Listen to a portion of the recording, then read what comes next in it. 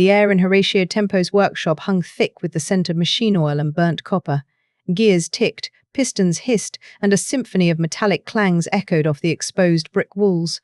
Horatio, grease smudged on his forehead and a manic gleam in his eye, tightened the last screw on his magnum opus, a clock unlike any other. This wasn't just any timepiece, it was a behemoth of polished brass and gleaming silver, its intricate face adorned with glyphs that seemed to shift and writhe under the flickering gaslight. Horatio had scavenged parts from forgotten automatons, repurposed cogs from ancient airships, and even incorporated a fragment of moonstone said to hold the essence of starlight. He'd poured his life into this clock, driven by an insatiable curiosity about time itself. The accepted wisdom in Zenith, that time flowed linearly and immutably, felt stifling.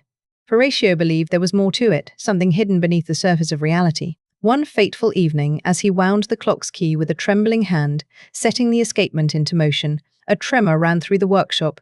Gears spun erratically, hands whirred uncontrollably, and then, with a blinding flash of emerald light, Horatio vanished.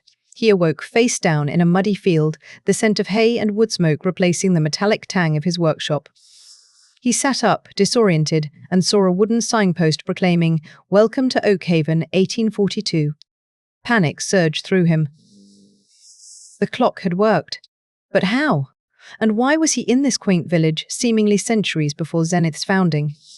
As Horatio navigated the cobblestone streets of Oakhaven, trying to blend in with his anachronistic attire and bewildered expression, he noticed something peculiar.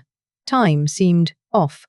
Conversations around him looped, repeating phrases over and over again.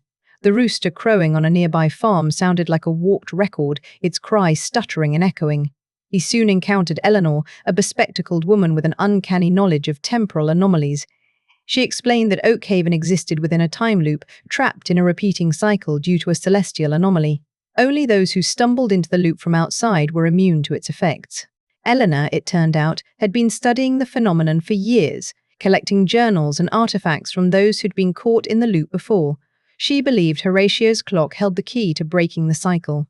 Together, they delved into the clock's intricate mechanisms. Horatio discovered hidden inscriptions within the glyphs, a language he somehow understood intuitively.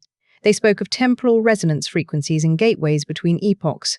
He recognized the symbols representing the arbor, pallet fork, and balanced spring, all working in concert to orchestrate time itself.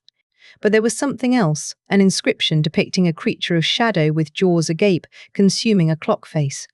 "The chronophage," Eleanor whispered, her voice tinged with fear. "It devours time itself." "We need to stop it," Horatio declared, his resolve hardening. Eleanor explained that breaking the loop required aligning the clock's hands with specific celestial markers on a night of confluence, a rare cosmic event when the stars aligned in a particular configuration.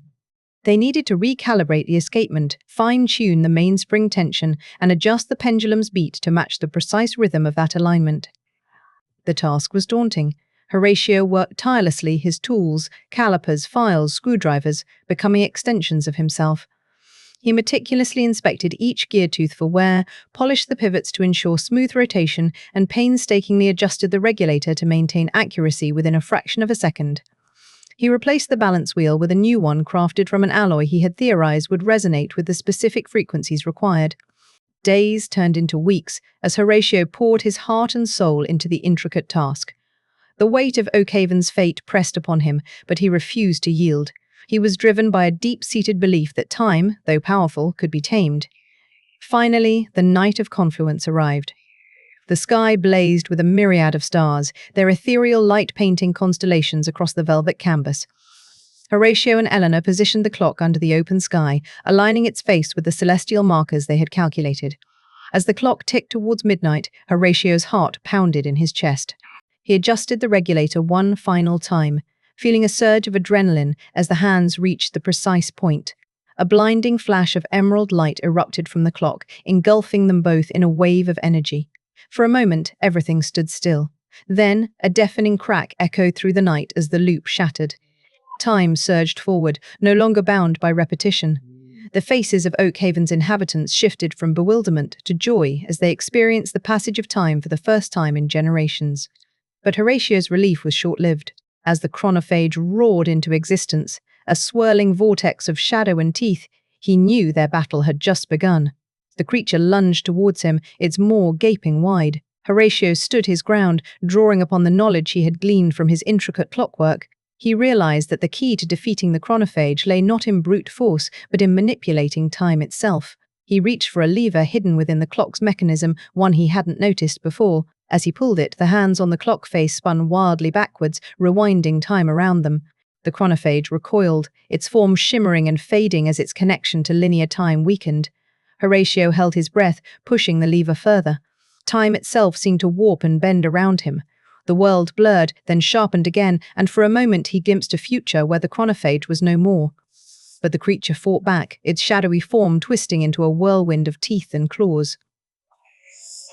Would he be able to maintain control over time long enough to banish the chronophage for good? Or would Zenith, already reeling from temporal decay, succumb to its insatiable hunger? The fate of both worlds hung precariously in the balance, ticking away with every fleeting second.